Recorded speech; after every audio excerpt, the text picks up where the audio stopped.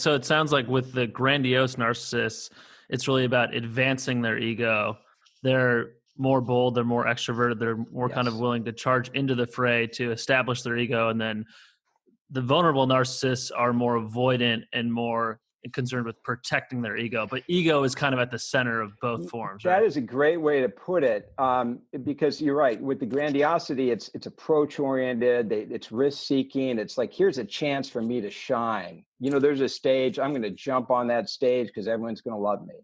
This is why you see entrepreneurs that are more grandiose, because like, this is an idea. It's awesome. I'm going to get everyone to do it. The vulnerable form is, I don't want people to see what a loser I am. So I got to be defensive all the time. And I don't want to necessarily take risks, because if I go out there and ask all these girls out and they start rejecting me, I'm going to learn that I'm really not as great as I am. So maybe I just won't ask anyone out, and I'll just say all women suck because they won't ask me out. So it's that very defensive quality. Yeah. That's So interesting. it sounds like there's definitely a spectrum of the type of, we all carry the trait, but you're going to have a different layer of it. And so I'm actually thinking, I started thinking, okay, like I feel like salespeople are grandiose types of narcissistic people. And then you have, as you mentioned, like the people that are in the basement, they might be more vulnerable. Does that always apply? Like, is the salesperson always going to be the grandiose? And is the basement, hacker always going to be the vulnerable one? It's good. Okay. And whenever we talk about personality psychology, we're always talking about probabilities and correlations and associations, and nothing is absolute. So, but true. If I had to pick 100 sales guys, they're going to be extroverted. They're going to be sort of charismatic. They're going to be more likely to be narcissistic. I have a lot of friends who are salespeople. They're people that you like. Good, good salespeople are likable people. They're charming. Doesn't mean they're narcissistic, but they're going to lean that direction more. If I pick 100, I'm going to get more narcissists. If I pick a bunch of, I don't know, basement dwelling people that think they should get special attention, and they're constantly fantasizing about, I should be on social media more. People should pay attention to me. My book should be read. My company should be a unicorn. You're going to see a lot of vulnerability in that group. Not everybody, but that's just where you're going to find it more. Right. And it's like if you walk into a bar and 5 people hit on you, those 5 are going to be the more narcissistic, because they're the ones who are willing to go out there and make the move and think they're going to get away with it and take the risk. Yeah, and that is an interesting point too there, that narcissists can be likable, especially in the short term. Absolutely. We do work in different ways to show that in the research. And one way is called thin slices, where you have somebody talk about themselves for 30 seconds or 60 seconds, and you show strangers like how much you like this person. People are grandiose. You go, I kind of like them. Not huge, but you're like, that's the effect. Likable person.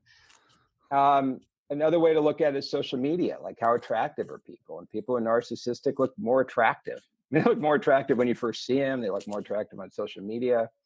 And part of that is you care. I mean, if you've got a bigger ego and you're really concerned about appearance, you're going to put more energy into it, more effort, and you're going to do better. So yeah, it's logical for sure. It's like a constant feedback loop to us to always care about what people are thinking about us. So it's easy to say, hey, don't worry about what the person is thinking about you, but we're all doing it all the time.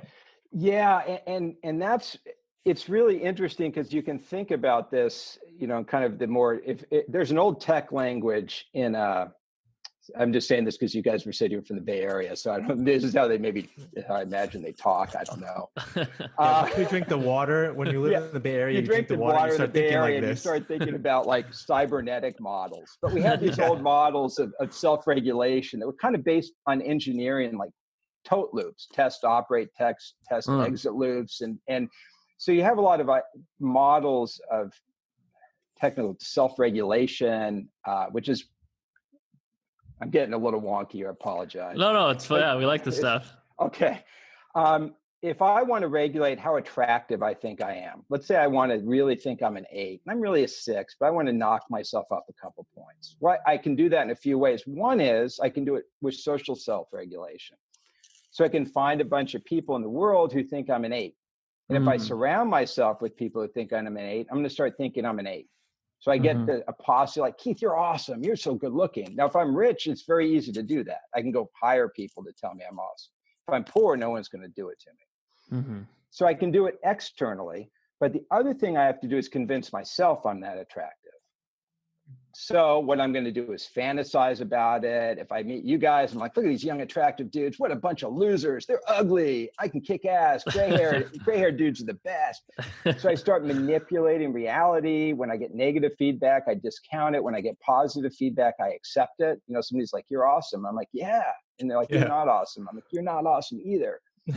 So I do this sort of self-regulatory work. And if I'm successful, I can maintain an illusion that I'm better than I am. And I can maintain that for a while.